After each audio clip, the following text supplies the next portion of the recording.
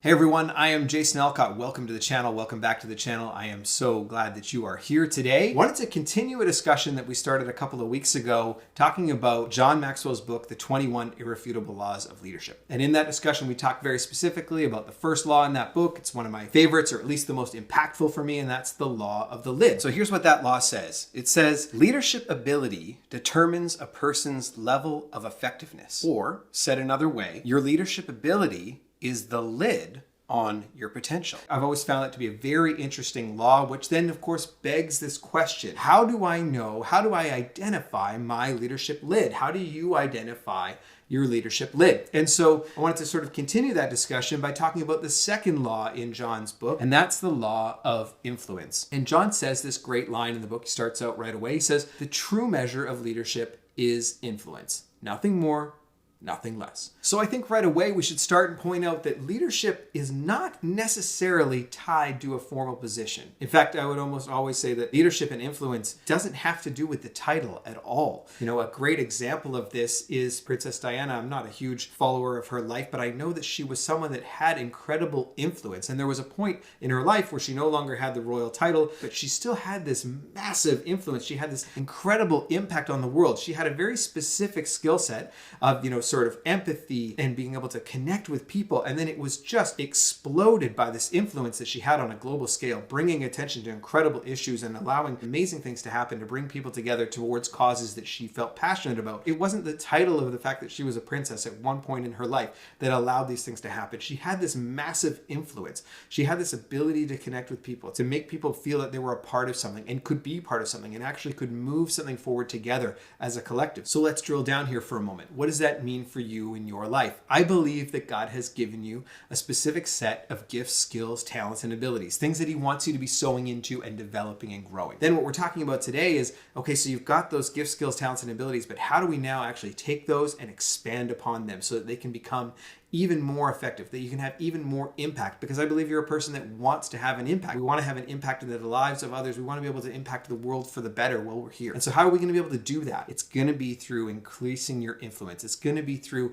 increasing your ability to connect and to lead people, right? That's what's going to sort of elevate and take things to the next level. John Maxwell wrote another book a number of years ago called Leadership. And in Leadership, the reason I bring this book up is because he talks about this idea of going from being a soloist to being a conductor. And it's a shift. It's very much a mental shift that we need to be able to make, hence the title of the book, Leadership. What he means by that is when you're a soloist, when you're starting out and sort of developing yourself and looking at these gifts, skills, talents, and abilities, it's like learning an instrument. You're learning that instrument of yourself. How do you get better at playing the guitar to the best of your abilities, and all the gifts that God's given you in that space? And then eventually, once you've developed that skill set to a point, you actually want to be able to move, not just from being able to play the guitar, but actually be able to conduct a symphony, to be able to bring all these instruments together. How impactful is a symphony when you get the opportunity to hear them, that is being conducted well, that has been brought together, that is making, beautiful noise, right? So I believe you're going to get to a point in life, if you aren't already there, where you're going to recognize, okay, I do want to move from this soloist sort of mindset towards a conductor mindset. And I don't think that this happens at a specific age. I don't think it's like, well, all of a sudden I'm 35, now I move from being a soloist to a conductor. I'm 20 or 40 or 50 or whatever it is. I think it's a recognizing, okay, so I'm on this growth journey, I'm on this personal development journey, but I need to move from just being focused on my own growth to actually be focused on the growth of others, and the fact that we can go further, we can do more. There's more impact that can be had if I can have an influence on the people that are around me,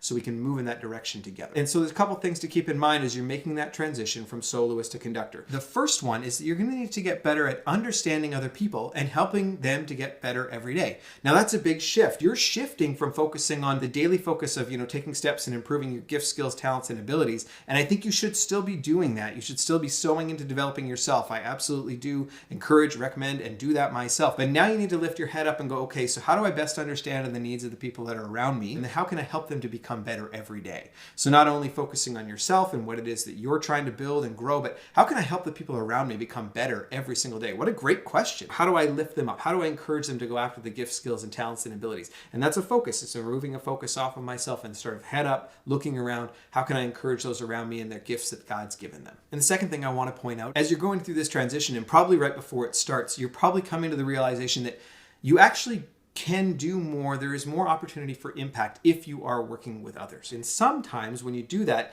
if you're moving from just being a soloist to being a conductor, sometimes you're actually going to slow down. You may actually lose a bit of momentum in that moment as you're shifting from, well, I could do it a heck of a lot faster if I just did it all by myself. Well, maybe faster, but probably not better. You actually see that you can go so much further if there's so many more of you working together. You have so much more opportunity for impact when there's more people working together towards a common goal than if it's just you on your own, right? I think about these videos and, I could film it on my phone and I could, do all these things and I could probably do it faster. But the reality is there's actually a team of people that comes together to help these videos come to life. There's an editor, there's my family that's constantly giving me feedback, and friends that are constantly giving me feedback and ideas. And how do we make these better? How do we impact more people as we make these videos together? I can't do this in a vacuum. I know that if it's just me, right, this would be way worse quality, way worse topics. It wouldn't be anything near what it already is today. And I believe it only continues to get better as I get more and more feedback from people like yourself. So when I talk about this idea of moving from a soloist to a conductor, I'm walking through this right now as I try and figure out, well, how do we actually allow these things to be what they're supposed to be? God do something so big here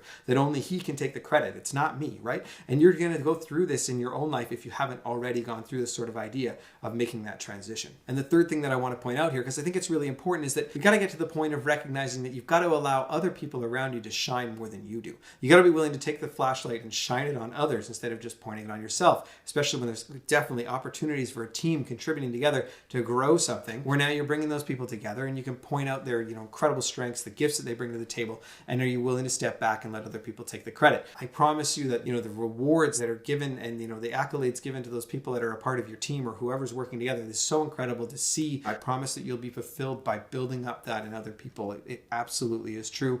When you see people on your team getting credit for great work and great things, it just makes you proud, and it's a super exciting time. So to keep those things in mind. Now, I do want to point out and make sure that I'm not jumping too far ahead here. I'm not sure where you are in your personal growth journey. And if you're just getting started, I want to encourage you, start here. Start on yourself in the moment. Develop that gift and skill or talent that God's given you. Start there. Start sowing into that daily. Allow that to grow so that you can have that skill set, something that you're sort of bringing into the world, that you're bringing and contributing towards the purpose that God's given you. And then as you're on that process, as you're moving in that process, you're going to see how much further, how much more impact you can have if you can develop your leadership skills, your ability for influence. All of a sudden, your effectiveness is going to go up as you can shift from that idea of being a soloist to an idea of being a conductor. So keep those things in mind. I'm not sure where you are in your journey in personal development and growth, but keep those things in mind. You do want to be able to make that transition. You do want to be able to make it sooner rather than later so that you can grow into the person that God has for you to become, so that you can grow into that impact that I know He wants to have in and through you and that I know you're searching for. So today's discussion is really like a part two, right? Part one, personal self-development, 2,